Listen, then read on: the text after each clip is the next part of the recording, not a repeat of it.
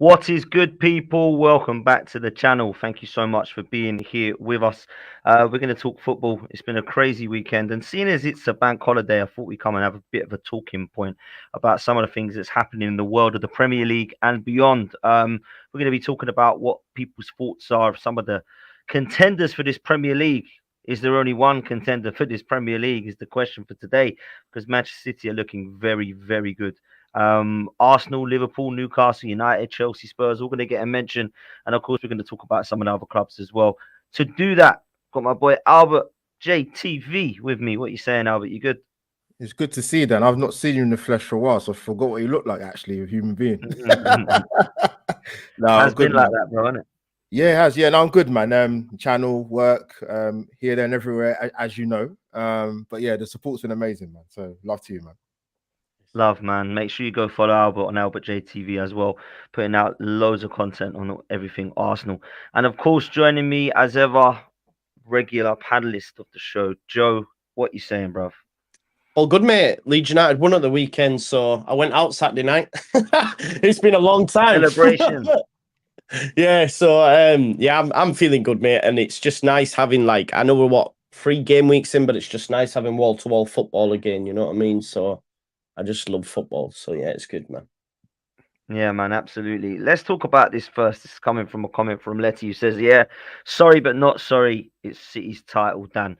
We're 3 games in, and this is what I'm hearing already. And I think actually it's fairly justifiable to say that Manchester City look like they've basically carried on where they left off, Joe. Manchester City looks superb. I can't sit there and lie to you. A lot of people have said they're weakens their squad.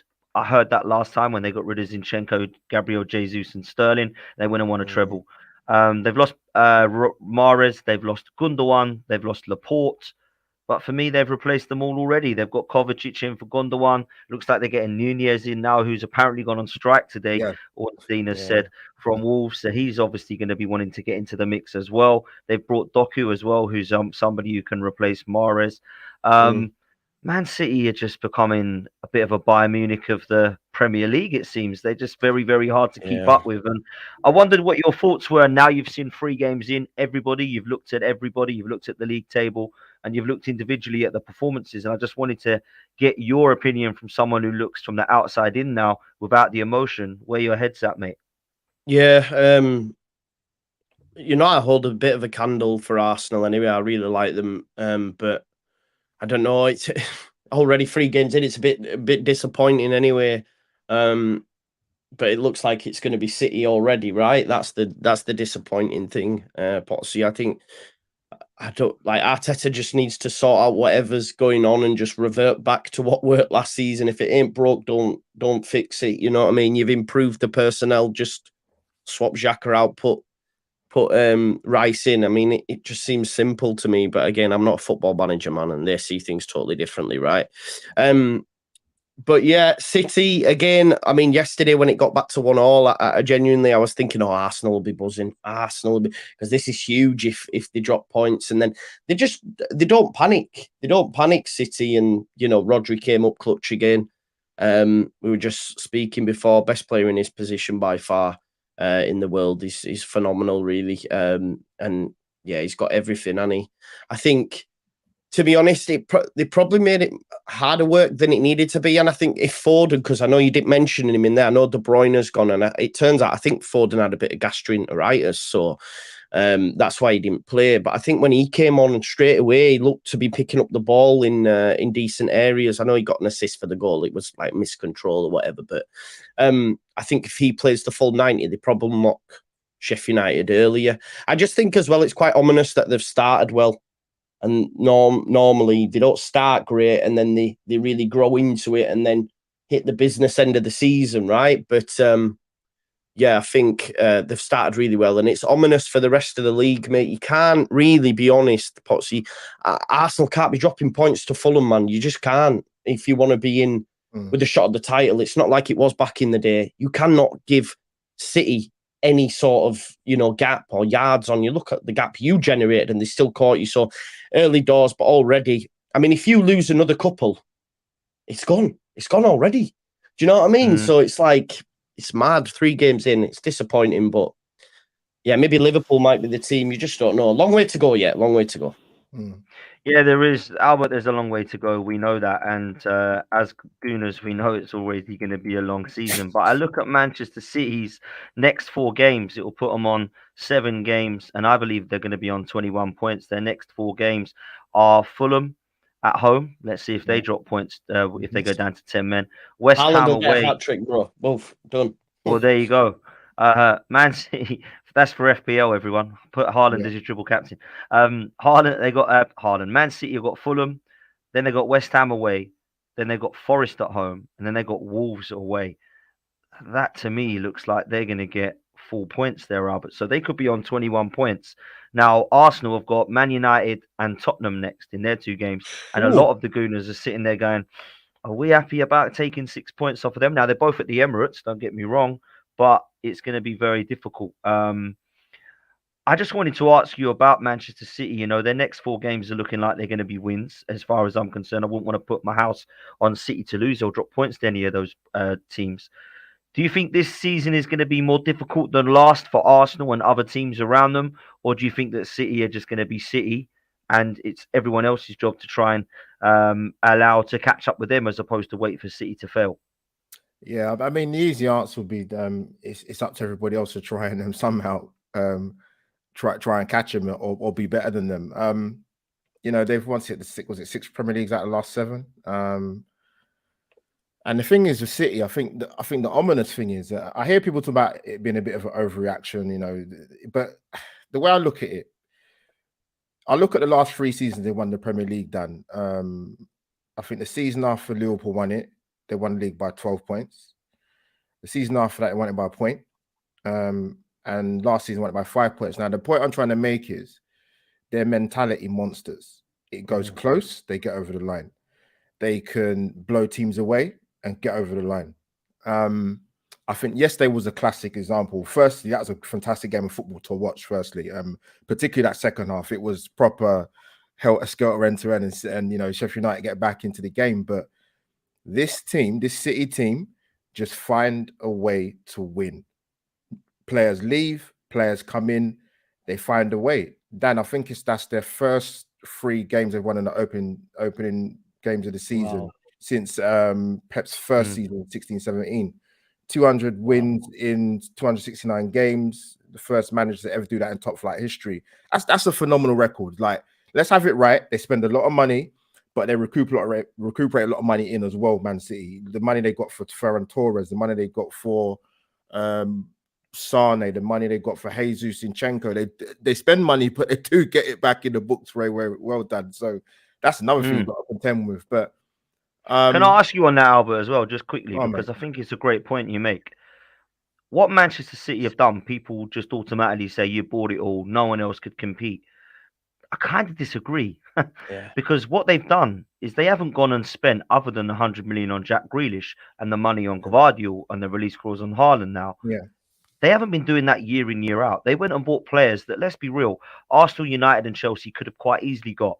It wasn't they're getting to David Silva didn't go to Manchester City ahead of the likes of United, Arsenal, Liverpool, because Arsenal, United, Liverpool wouldn't have paid him that money. Do you know what I mean? Kevin De Bruyne, another one. Yaya Toure had a trial with Arsenal. Like, they've not gone and spent 100 million on this player, 100 million on this player. Arsenal have spent more money than Man City. What you've got to do as well. What you've got to do as well is also throw in the ones where they didn't allow themselves to get into a bidding war with your Harry Maguires and stuff, and with Fred, where they've gone, nah, that's too much for us, and backed out. So they've shown both sides of it, you know what I mean? Because they have that much money. Yeah, exactly. Yeah, they're not daft. Yeah, no, you make a good. No, you make a good point, because even with some of the acquisitions they made, I mean, they didn't break the bank for a Nathan Ake. They didn't break the bank for an Alvarez. They didn't break the bank for Akanji as well. He was a very, very smart buy, Joe Akanji. Very, very smart buy. And Kovacic was a smart bit of business, man. When I heard they was getting him, I thought, you know what? He's not over the hill, which there seems to be a bit of a stigma with players that hit 29, 30 in this country, even if they're not even English, by the way. They're definitely past it, Dad. They're finished. But yeah, Kovacic was a good signing, and I just see the makeup at their side, and I think, Dan, you've got to compete with the fact that all right, fair enough. last season, I think it was 89 points they got. Season before, 93 points. Season before that, 86. But my point is, in order to win this league, really, let's be honest, you got to hit in excess of 90 points. You do. And even if Arsenal had done that last season, they still wouldn't have won it. So it's those are the standards you got to reach. So it's going to be difficult to get past City, man. Let's have it right. I mean, none of them games you mentioned you've ruled off gimmies, as you particularly saw in the second half against Sheffield United. But it's just the knowledge and the know-how and the game experience that they just seem to excel in. And the treble winners for a reason. It's not by luck. And yeah, it's going to be difficult to get past them, man, to be honest with you. Yeah, it really is, man. I can't even lie. Let's talk Arsenal. Joe, let's come to you because Yeah, you like Arsenal I and do. you like Arteta and you like what's happening. Yeah, But there's some confusing things going on at our club at the yeah, moment in terms of on the pitch, and a lot of people are very much scratching their heads about it. No Gabriel in the starting lineup, Partey at right back, Ben White back at centre back, Havertz in the side, Declan Rice playing the six. Like you said, Joe, I think everybody expected Arsenal's first 11 to be similar to last year, but Rice yeah. replaces Xhaka, and that hasn't happened. And I wanted to ask you why you think that might be, and if you think it's as confusing or as strange as what some of the Arsenal fans are suggesting. Yeah, it is a bit. It does seem strange, pal, because I know it's an old saying, but you don't fix something that isn't broken, do you? I don't understand why he's trying to play Partey at right back. I mean, Ben White, if you just look at him as an individual, was one of the best right backs in the league, really, last season Yeah, for what he did numbers wise. Right? I know he's not. He has played there at Brighton, but he was at Leeds as a centre back, and he's a Rolls Royce for me. I really, really love him, but he did a job and a really good job at right back. So play him out there. I think Partey needs to go back into the middle of the pitch. We were saying, weren't we? Was it like because Zinchenko wasn't inverting on that side, he wanted to try it on the right? I'm not yeah, too sure. Even as well, I know Trossard had a phenomenal pre-season, and there was calls for him. But when he doesn't start the season and you've gone with Jesus and Jesus has got a couple of goals, why do you then want to switch it back up and put Trossard? Because surely you start with Trossard at the start of the season when he's flying. I'm not too sure. The Gabriel one seems strange as well.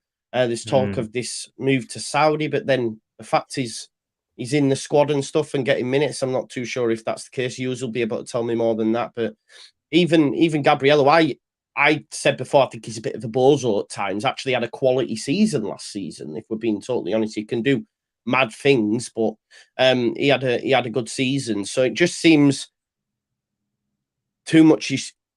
And it'll be labelled at him like Ten Hag's getting it with Mount, and I guess Ten Hag's got a little bit of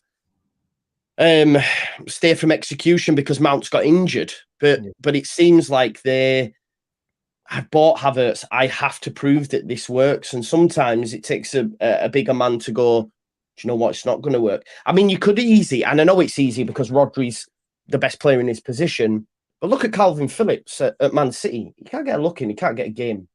And I know they didn't pay massive amounts for them, but and I don't know if it's a fair comparison, but City just don't play him, and that's that. And no one questions it. And if it's not working, then Havertz shouldn't be playing. I don't know. You've seen it. I didn't get to see the game because, like I say, Leeds were on at the same time with it being a 3:00 kickoff. But is he working? Can you see what Havertz is doing? What he's bringing to the side, or do you just say, do you know what? Let's just go back to 4-3-3. Put Jesus, Martinelli, or even play Trossard from the left if Martinelli's not doing well. Saka from the right, and have a midfield three.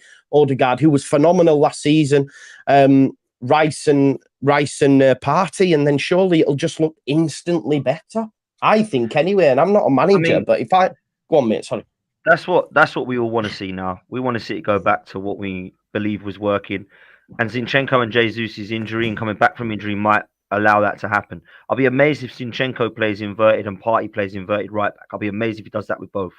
But I don't know that he's going to change his system. To answer your question about Kai Havertz, has he been a shambles at Arsenal in 3 games? No.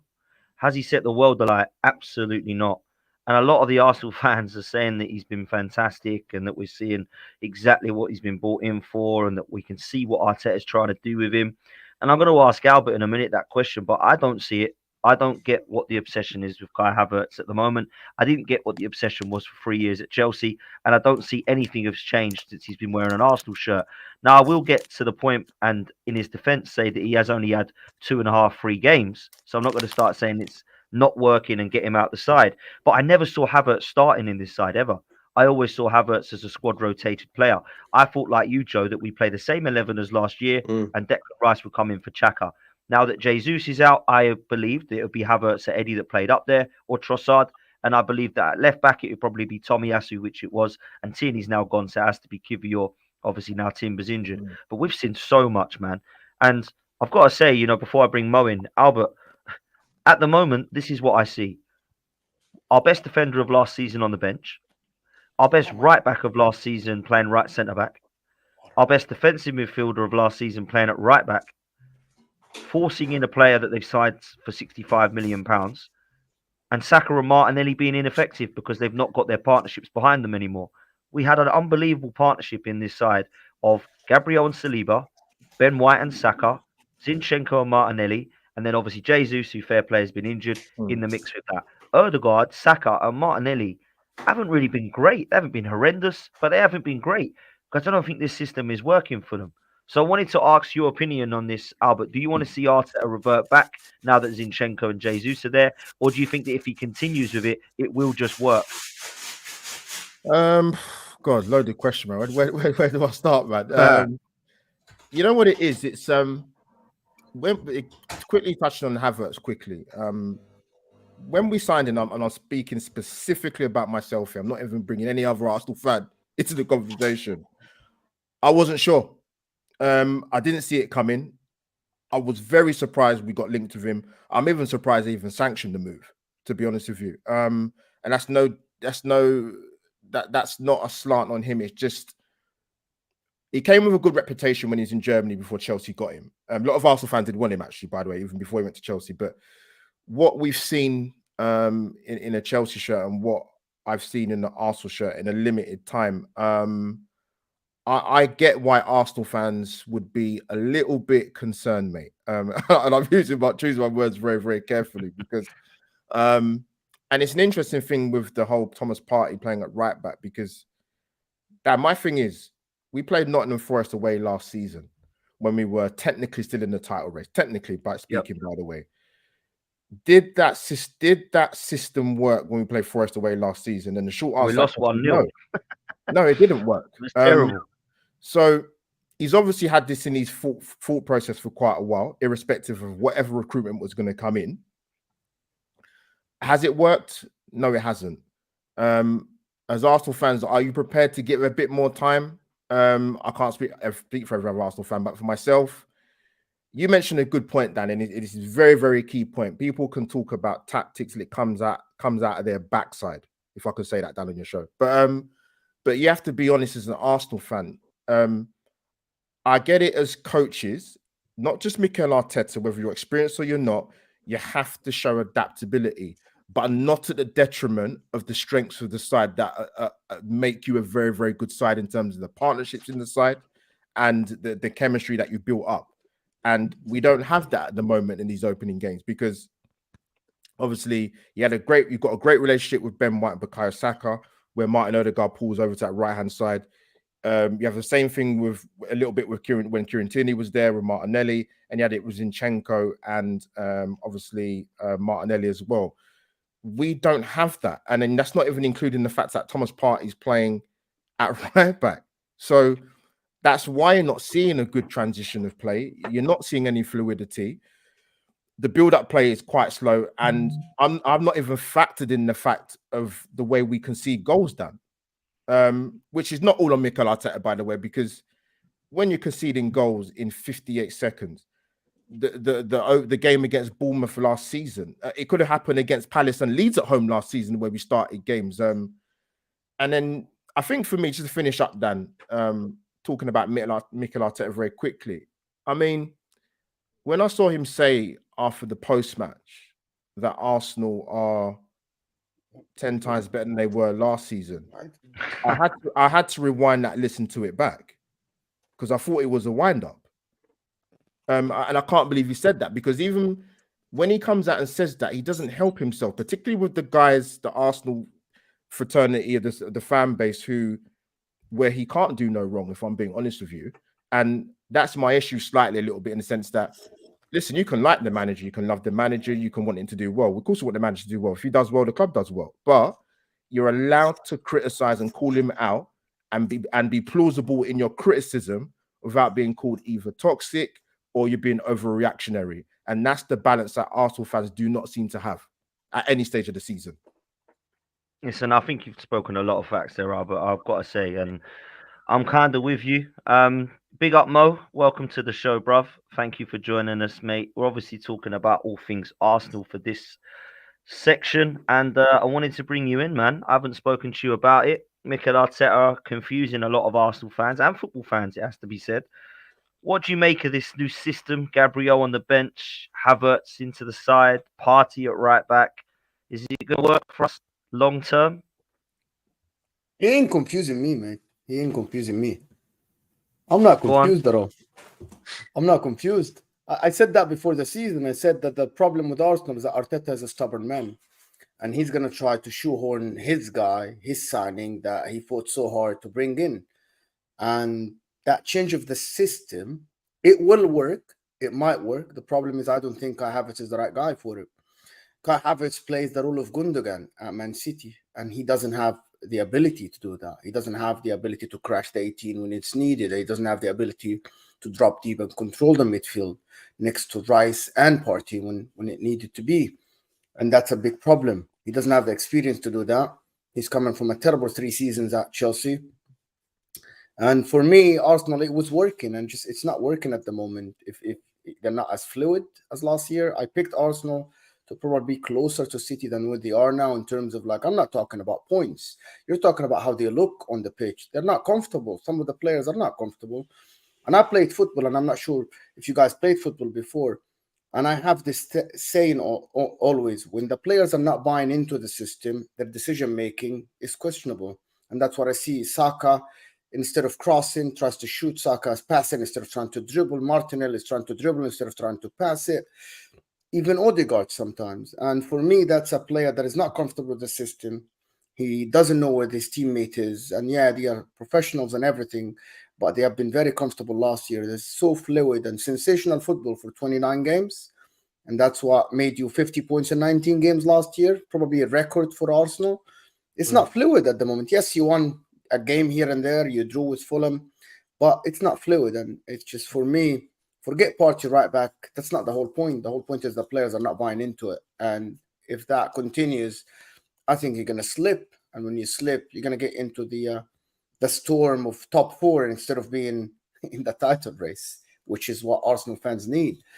And 10 games in, if you're not catching up with Man City, who look like they're putting points on the board, no matter how they play, no matter who they play, they're just putting the points. And it's going to continue, but Arsenal might get dragged into a top 4 instead of being in a title race just because the manager is stubborn. He's very stubborn.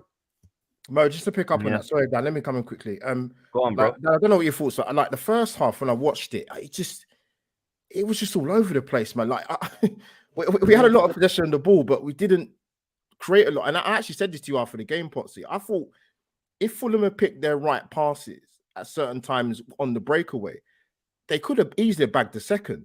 And I don't think any Arsenal fan could have complained in that first half, especially. And like I mentioned quickly earlier, again, like, yes, you can hammer Arteta and you can talk about tactics, but like I said, when you start the game off on the foot, when you concede in 58 seconds, facts. What are this team doing? They're not learning. They're not learning. Shocking, they're not, man. because this is not the first time. Fulham didn't carve us open in the first half. We gifted a goal. And don't get me started on the second goal, because that was ball. Zinchenko lost the ball before. But Albert, I want to stop you here and tell you something. That pass that Saka did, that wouldn't have happened if he's comfortable. If he's comfortable starting the game, if he's confident.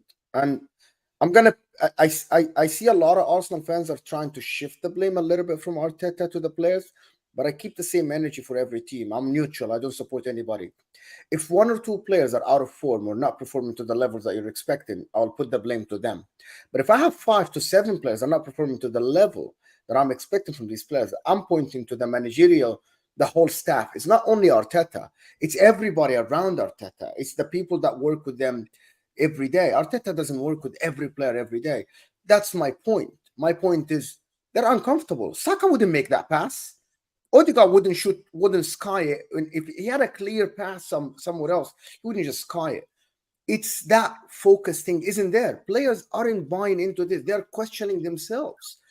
And I get what you're saying that, yeah, they're not focused in the beginning of the game. That's not on the players, by the way. The players go to the game in the first minute. They're not focused. It's not on the players. It's on the managerial staff.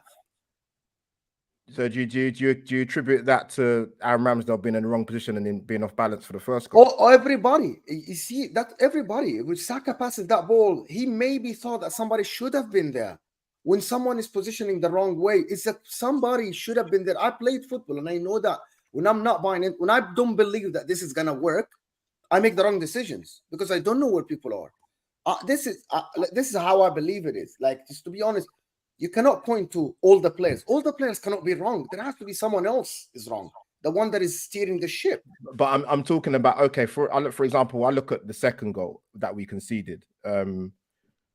Zinchenko, I could have throttled him for the pass, that led to the corner. But when I look back at the goal, that's just, and I love Saka, by the way, but that's your man. Because no way you should let that guy get across you like that.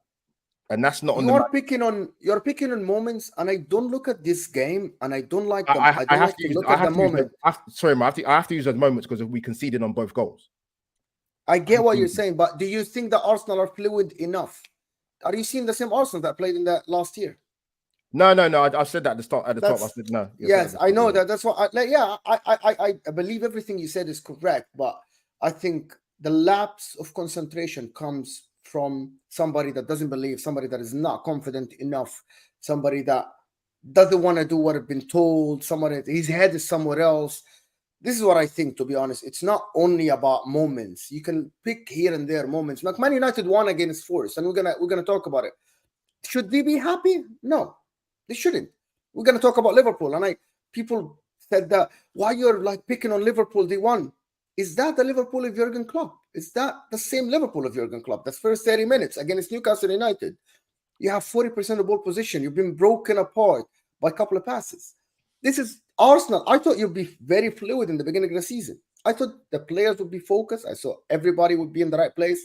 That Gabriel problem, and I said it, do you think players don't read social media? Everybody in social media is asking the question, why is Gabriel not playing?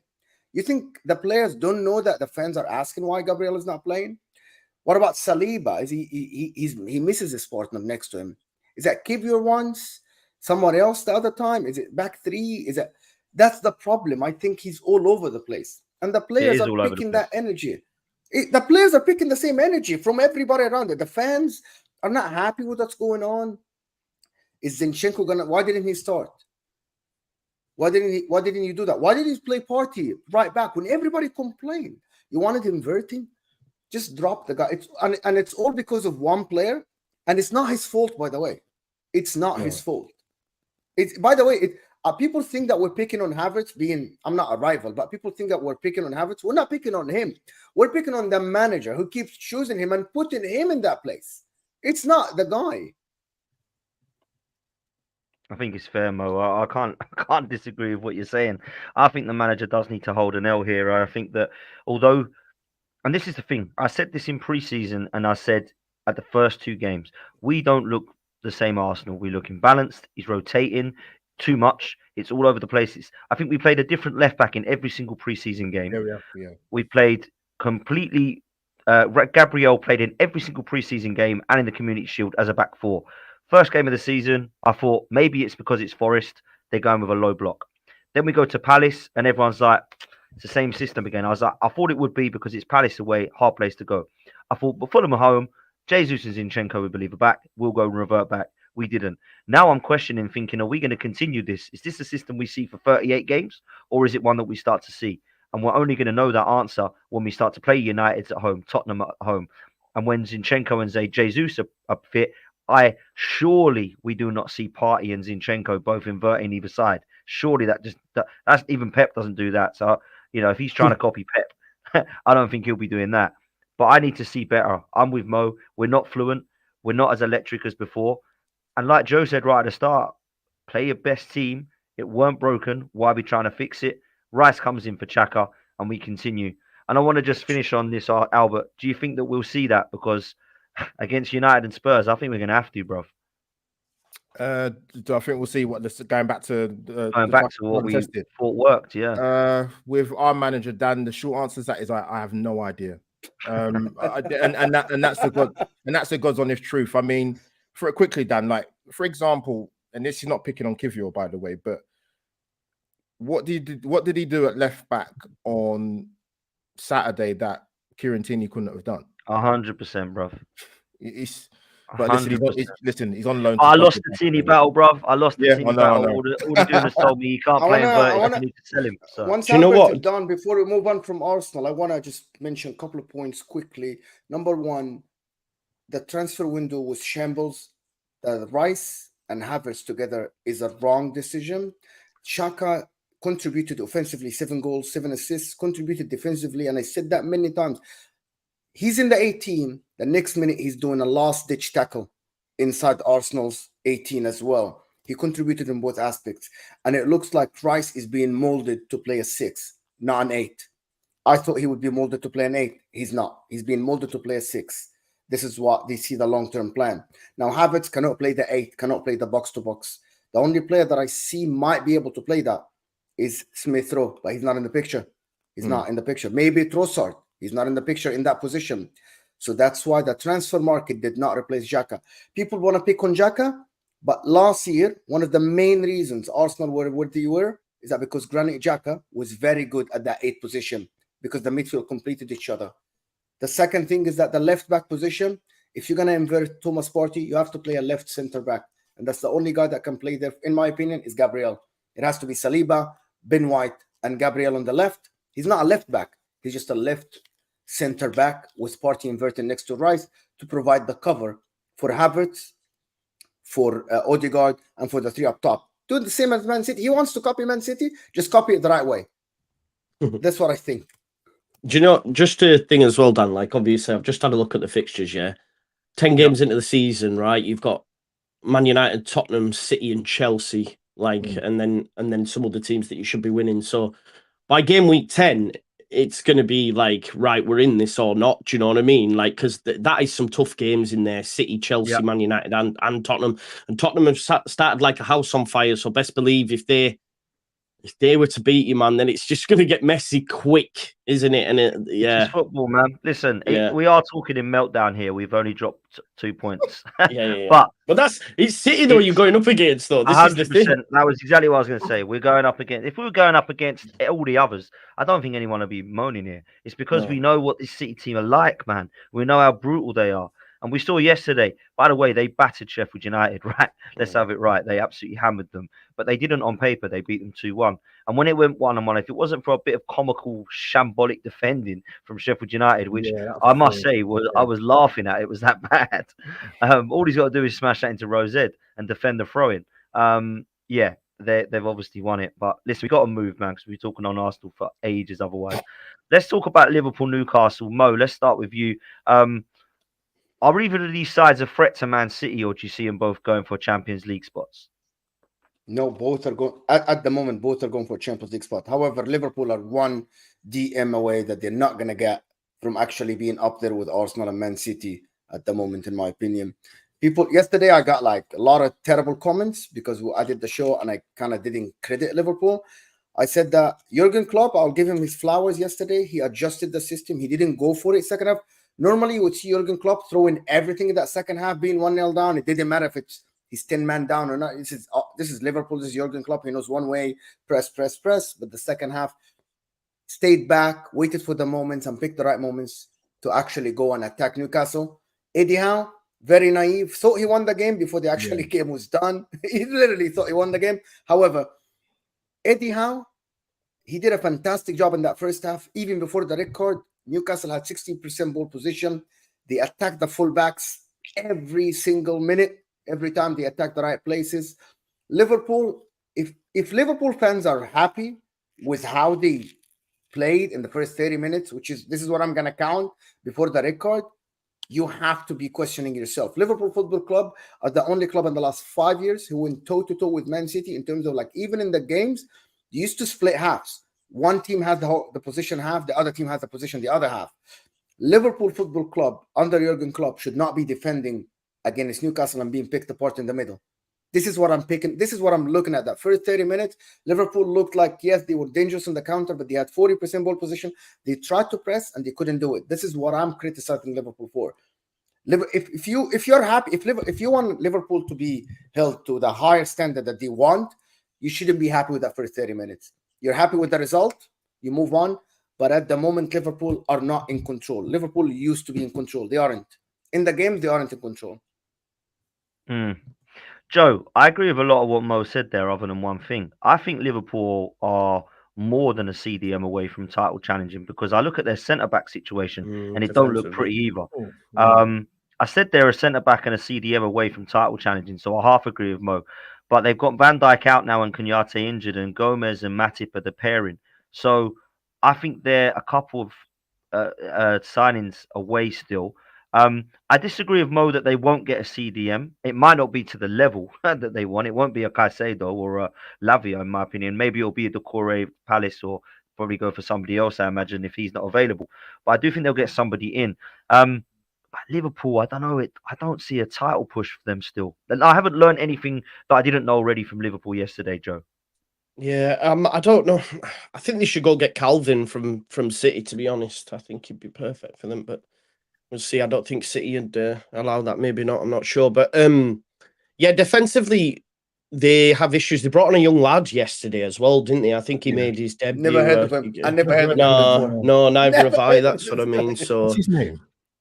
I'm not sure, because I thought they might have gone to Nat Phillips, but they did bring someone on. Yeah, they did bring someone on, I remember. But yeah, I think the thing is, though, what it has done for me, Dan, and I do think, I was saying earlier, I think there's been a massive overreaction when Klopp's talking about it being bigger than the Barcelona result and all this sort of stuff. His name, sorry. Quansah, there you go. Yeah. I don't know who that is. No. So I don't think it was as big as they made out. It's like, it's only 2-1 at Newcastle, like, chill out kind of thing. You know, even the way Trent was going on after, maybe I'm just being a bit like, I just didn't think it was that big. You know what I mean? But I do think what they have done, though, because all I've heard all summer from City fans, who's going to push them the most, a lot of them would say Liverpool. A lot of them said Liverpool. Liverpool fans think, well, they'll still be closest. And seeing a result like that has sort of made me go, do you know what? I think there's probably something in that. And I think Liverpool will be closer than a lot of us expected. But they still do need to go out and buy. It is a good result, but like I say, I don't know. No, I think they could be up there. That no one, for me, Dan, at this moment in time, and I know we're only 4 weeks in or whatever, I don't see anyone challenging City, if I'm being totally honest, which is mad. That's But fair. I think they'll be up there, closer than maybe, because I could imagine that some wouldn't have even had them in the top 4. Joe, can I ask you a question, Joe? Is that because City are still as strong as last year, or because everybody look kind of like dismantled a little bit? Nobody is stable. Yeah, I can't pick a team that is stable. I can't pick a team that you're right. You're right, Mo. I think you're right. Yeah, I think it's a bit of both, really, because City, there was all this talk from all the media of like, yeah, but when you've won it all, can you go again? And as Albert was saying earlier, City have started better than they normally ever start under Pep. So that shows straight away, well, that's that kibosh, that's that out window. And then we've seen from the Liverpool-Chelsea game that both them teams were a work in progress. And Arteta seems like he's been the master of his own downfall, trying to, switch it all up. Man United are nowhere near, regardless of what Man United fans will tell you. They've been terrible. So, yeah, I think it could actually be a bigger gap than what we're used to, They just look... The thing is, as well, Potsy, you were saying it before, yeah, they bought it and that. They're not. They're just brilliant at doing business. They just don't mess about. Well-run club, man. Yeah. And I've got to say, they are a well-run club, Man City, I think. And people will shout the money and say they bought it all. But Man United, Chelsea and Arsenal have spent more than them since Arteta's been at Arsenal. And Man United City have got a lot more trophies than those three. So, listen, Albert, I'll come to you. big up Liverpool yesterday because I thought it was an unbelievable result when going down to 10 men. I thought Darwin Nunez coming on was perfect and great finish from Cool. well, Especially both the finishes first one. from Yeah. him. So good, man. But listen, I do think that there was much we learned. I thought Anthony Gordon coming off was weird. I didn't really think Eddie Howe got his subs right. Thought he was absolutely killing Trent. I know Harvey Barnes come on and I can understand the fresh legs, but I'm looking at it thinking perhaps there was another option if he had to come on. But I wasn't that impressed with Newcastle, Albert. I've got to say, and I've been a big advocate for what they're doing. I think they'll do well this season. I've put them in the top 4 still. A lot of people have laughed at that, saying, with Champions League, they'll have no chance. But I do think they're a good side, and I do think that they're going to go for it. I also have Liverpool in my top 4. I think Liverpool will be fine with the top 4 100%. I know there's 5 teams this year, but I do think that they will be third. I think I had Liverpool and Arsenal second, with obviously City winning it. Does that change for you? Anything change within this first 3? I mean, Joe's saying that he doesn't see anyone competing with City. I had Arsenal competing with City. I do think that we would if we just played our best 11, but it seems at the moment we're mucking around with it. Where's your head at with this, man? Do you think Liverpool and Newcastle could be a threat? The Liverpool one's a weird one because I was doing my sort of, well, say top 4 predictions or Champions League predictions. I had Liverpool third. I wasn't sure because you think about it, you lose the cornerstone or a bulk of your central midfield area. You're thinking, right, Liverpool Football Club is going to address this, but the transfer window's not gone as you thought it would be. Yeah, they got in Endo in the end, but they might get one more in. But defensively, you raise the point, guys. Like, I'm not sure, man. At the top end of the pitch, they will bury some teams this season. Liverpool, they will destroy some teams. Nunez come on, got 2 goals yesterday. The first goal, for particularly, was a brilliant finish. Because last season he's putting that wide, it was going in the stands. He got a lot of chances last season, but maybe that might be a turning point for him. But I think Liverpool, it's going to depend on if they do anything more in the window, which we haven't got long left. But I don't know what it is, Dan. I think it's just top end of the pitch. I think they've got enough possibly to get the points for them to get a top 3 finish. Going for the league, I don't know about that, man. I mean, Jamie Carragher was very bullish in terms of talking about Liverpool. They're definitely the contenders for Man City. I'm like, hold on a minute. Like, yeah, he was. you know what I mean? They've lost some key players in the central midfield areas. Henderson's gone, Fabinho. So surprised Lavia would have been, you know what I mean? Listen, you got a chance to go and play at Anfield, Liverpool, you know, but listen, he went to Chelsea, whatever. But it'd be interesting, Liverpool. I'm not sure how they're going to pan out, Dan, to be honest with you. In regards to, I think you touched on United a little bit. Joe mentioned it. Again, with them, I look at their window, for example. And I know a few United fans, as you guys know already. And obviously, they got him Mount, who's injured at the moment. Shaw's out. Højlund, I think, is not 100% yet. But even when he does come in, he's only 20. He's not going to come in and rip it up straight away. It's going to take him time. Again, I think United, will struggle this season as well, to be honest with you. But yeah, I think Liverpool's it's going to be interesting. It will be interesting. You asked me something else as well. What did you ask me? No, that was it, about Liverpool and Newcastle being either title challengers or Champions League. Newcastle. Sorry, mate. Yeah, I know people mention the Champions League thing, but I mean, I think it's going to be a struggle to obviously have European football and playing Premier League football, but they might not do fantastically well, but that's not necessarily a bad thing. I think they're a lot further ahead than where I thought Newcastle was going to be, to be honest with you. That's not necessarily a bad thing. I'm just making the observation that they are further ahead when they are. But yeah, the game on Sunday, I just think he's made substitutions like that similar before, Eddie Howe, but this time I'm surprised they went on to lose. They got sucker punched on Sunday, man. Some of the substitutions were interesting, to say the least. But listen, he's a good manager, Eddie Howe, and he's done well with them so far. So listen, you take that one on the chin. Tough one to take, losing that game to Liverpool, but they learn from it. They'll learn from it, Dan. They will learn from it, and they'll come back stronger because they will beat a lot of teams. Because defensively, they're very good. Newcastle. They were good last season, and they will be. And they've made some shrewd signings, by the way, as well. Livermento and a couple others. I forgot their names. There's one substitution in that game There's one substitution in that game that I thought he really thought like this game, he's not taking it serious. when he subbed Dan Burn to be in the center back and put Matt Target left back instead of putting Jamal Lascelles. And I'm like, you're taking the piss. You have Mo Salah and Nunes up top. You're putting Dan Burn as a center back next to Shaw. You're really not reading the game right, or you just throw the game away, or you lost your head. Because that substitution doesn't make any sense. Why would you put Matt Target there and attack him fullback and instead of putting Jamal Lascelles? It didn't make any sense to me. He actually just read the game wrong. Jurgen Klopp just completely out-tacticked him, in my opinion, in that just 15 minutes. And I like Eddie Howe, but it was weird, wasn't it? It was weird, and I like Eddie Howe. Listen, I'll come to the last part of the show with a couple of teams that aren't actually playing in Europe, and I want to get your opinions on these two clubs. Joe, we'll start with you. Chelsea and Spurs. Two teams that have got one game a week. I think first 11-wise, they're probably okay, but they're still building their squad depth, particularly Chelsea. We've seen at the moment they're all new to it. Tottenham, Ange Postecoglou. I hate to say it, I'm a gooner, but I've been quite impressed, bro. I can't even lie. Yeah. He's come in and he's actually been a breath of fresh air for Spurs. And I think the Spurs fans are really happy with the style of play they've seen with him pre-season and the start of this year. It hasn't been the easiest of starts for Tottenham. You know, they've not had teams which you'd literally expect them to blitz away. But they have done well. Brentford, Bournemouth, and Manchester United. It's not easy games, none of those. No. And then Chelsea, obviously, we saw them win against Luton. I thought they were pretty convincing. Not so much against Liverpool. And then, obviously, they lost to West Ham, another team that are up there at the moment. What do you make of these two in terms of their expectations, Joe? Chelsea and Spurs fans will want Champions League football, I imagine, come the end of this season. Do you see either of them getting that?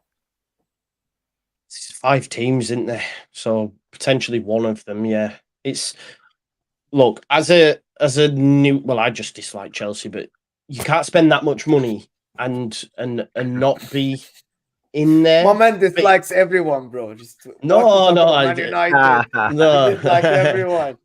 No, but we have to be realistic and say you can't spend that much money and not be in the Champions League spots. But it is still like early days for this new look Chelsea, if you like. So maybe they need to be given a little bit of time, but they can't really be afforded the time with the money that they've spent if we're being realistic. But I really like Jackson, you know. I really like him. I like what he's doing up there, and I think he's a good player. His touch sometimes is a bit dodgy. I took him out this week for Evan Ferguson, man. I should have left him in. Mate, I captained him over Ireland, mate. Get that one, boy. I was buzzing when he scored.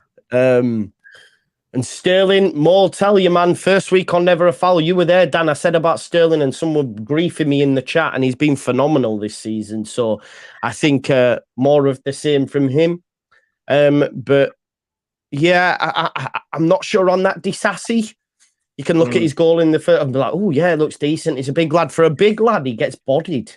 He gets bodied all the time. Even that Carlton Morris bodied him. Like, put him on the deck, and I'm like, you're massive. What's going on here? It's true, though. He shouldn't be getting, like, put on his backside like that for me, not for a guy of his stature. So, yeah, I'm not too sure on Chelsea. I like Ange Postecoglou. I rate Maddison. They still need someone up front for me that's going to score goals. Richarlison's not the guy. No. So they need someone up there. I love what he's done with Basuma and Sarr. Yeah, I like them, but I even think I've never been like Romero's biggest fan either, though. I know Tottenham fans talk like he's one of the best in, he's one, exactly. Someone should have looked at that tackle. Yeah, you're right, 100%.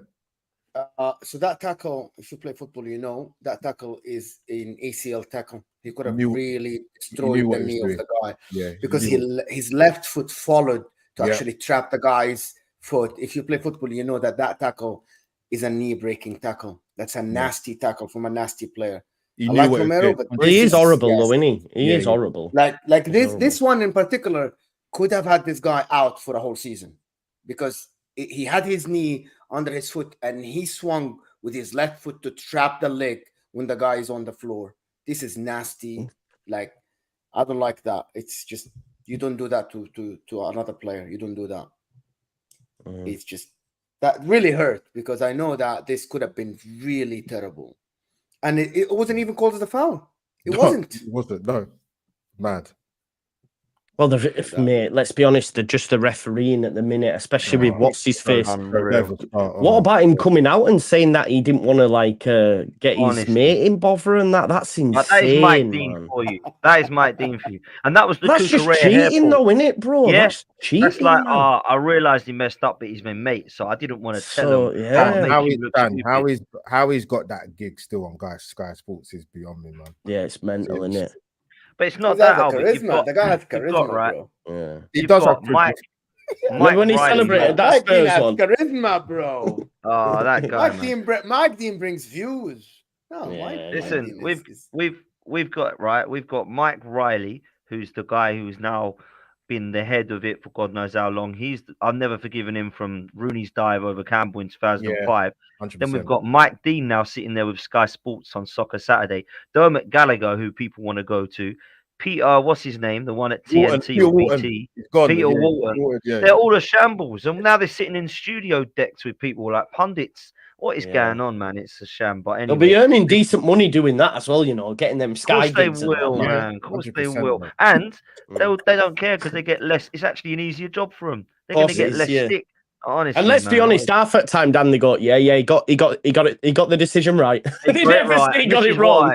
They never say got it wrong. And then the most embarrassing one last season was when that Howard Webb comes on with Gary Neville and Jamie Carragher and starts talking about the decisions of why VAR's works. They picked 3 examples that were obvious. They didn't go to the Cucurella hairport. They didn't go to the one at the Emirates where Lee Mason got sacked off the back of it. They didn't pick any of them ones. They didn't pick the ones that went wrong, the shambles at West Ham, Chelsea.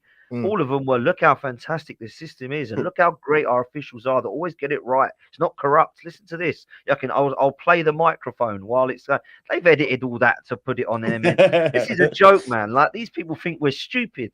Like, come on, man. These officials need sorting out. But anyway. Did you see the setup they had, bro, when Jamie Carragher and thing went down? They had their own personal gym and that inside that Stockley Park. Oh, no. Did you see it, man? Yeah, the setup's been crazy. Crazy. I was like, my God, imagine. Yeah, mental. And then there was an article where they demand certain things when they go to Premier League grounds and that, like, oh, we must have this, we must have that. They want a massage pre and post match and stuff. This was all in an article, and I thought, fucking hell, man. It's mad. It's mad. I've seen 2 sendings offs now, like through the time wasting thing as well, like this.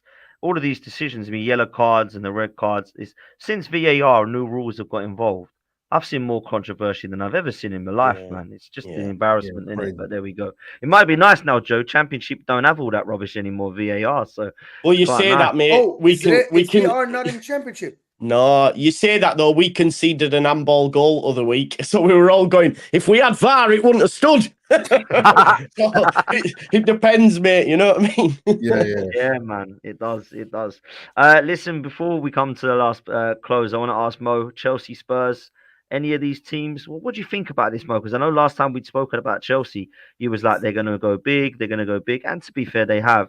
Where do you see them and Spurs this season? 1 game a week, bro? Spurs collected 7 points playing 10 men for 90 minutes in 3 games. This is what I think Spurs are now with Richarlison on the pitch. They literally play with 10 men. And I'm being serious. And I said before, he does more harm than actually good, in my opinion. And I'm being serious. He should not be a footballer in the Premier League. He's championship level at best. And I'm not being harsh. He's the Brazilian Calvert-Lewin. Probably. Seriously. He's got Mount Rushmore tattoo as well with him on it. At least Calvert-Lewin can hit the ball, to be honest. If you cross to I'd rather have Calvert-Lewin, I can't even lie. Yes, like at least Calvert-Lewin can get goals. Like this guy. But to be honest, let me just say something that is kind of mad. Spurs might accidentally hire the right manager. Actually, accidentally, after 9 rejections, hired the right manager. A lot of rejections. It's the only team with Man City that have a known style, and it looks like it's working for them. If they get a striker, I think they're a contender for top 5, even though I picked them at 7, but I still think Richarlison is not going to work for them. But Spurs, they look like a team. They look like an actual team, finally.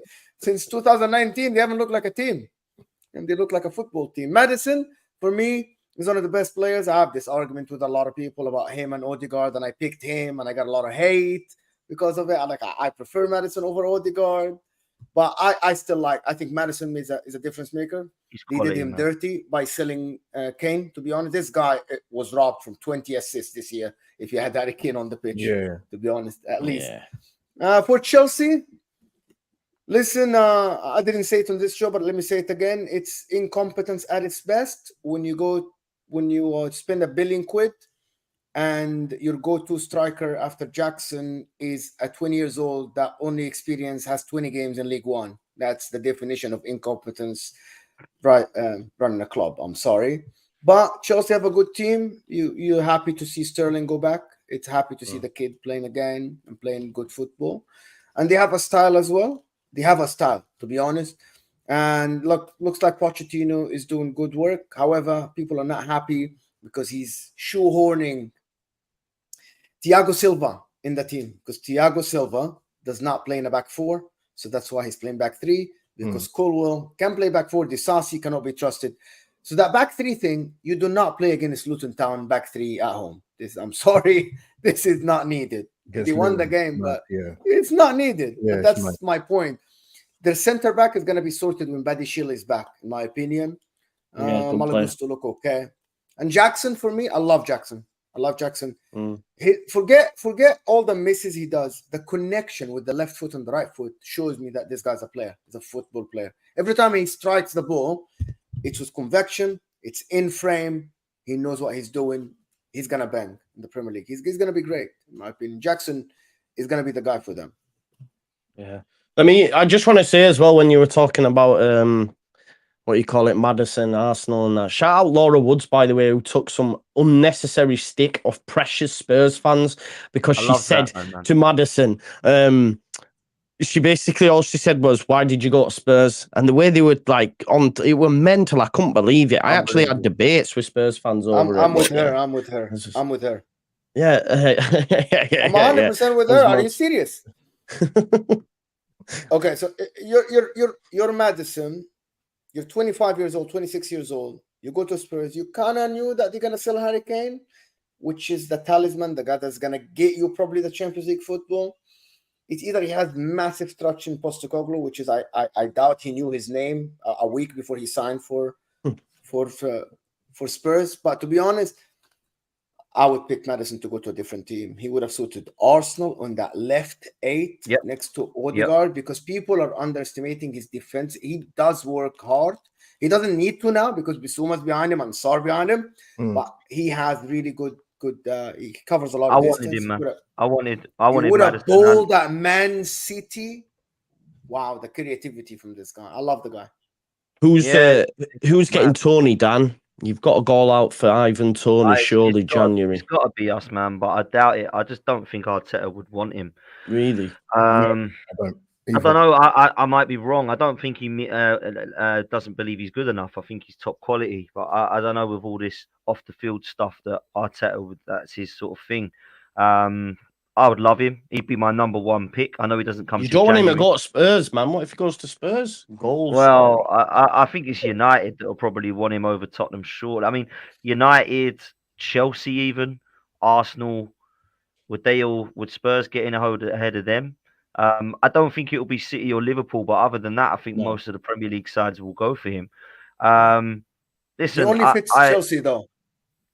Say again. He only fits Chelsea in terms of a system because he's the one that can play next to Jackson. Because he fit Arsenal, bro. I think he would fit. Arsenal but to fit Arsenal, you have to drop Jesus. Does that make sense? Yeah, no, listen. Yeah. And I think that. But for me, as of now, if he goes to Chelsea, he can still play next to Jackson. They can with Sterling on the pitch. Like you can play pivot. Yeah, that's fair. And have. That's my point. Like you have Jesus already. Chelsea they need another one next to Jackson. I believe that they can play Jackson, especially with Chukwuemeka injured, by the way. It's frustrating because all the players that I wanted have all gone, but they haven't come to Arsenal apart from Rice. No, you're right. Madison, a lot of Arsenal fans, I wanted Madison, Albert. I wanted Diaby. I wanted Caicedo. He started well at Villa, man. Diaby's so good, man. Yeah, you could have done with the Kudus, to be honest. Dan. Yeah, We could have Kudus done it was with another one I Kudus. wanted. He's Oh now gone my West God. Ham. I'm like, this is getting a bit frustrating now. All the What players I about 35 wanted. West Ham, by the way? West Ham. 35 million pounds for Kudus, and only West Ham went for him. It's mad. Scary. Scary, Someone man. is smoking something at this club. Like, Yeah, come on. they got Alvarez as well. I was like, wow. Bloody hell. Yeah. Lawless will be he'll be Oh, God, insufferable, I'm not man. looking Top forward to four. tonight, man. Top four, they're getting there, man. Tonight at 7:00, Race for Europe is back tonight, and Oh, you've got him on, Lawless yeah. is going to come for everyone, man. Yeah, it's going to be insufferable.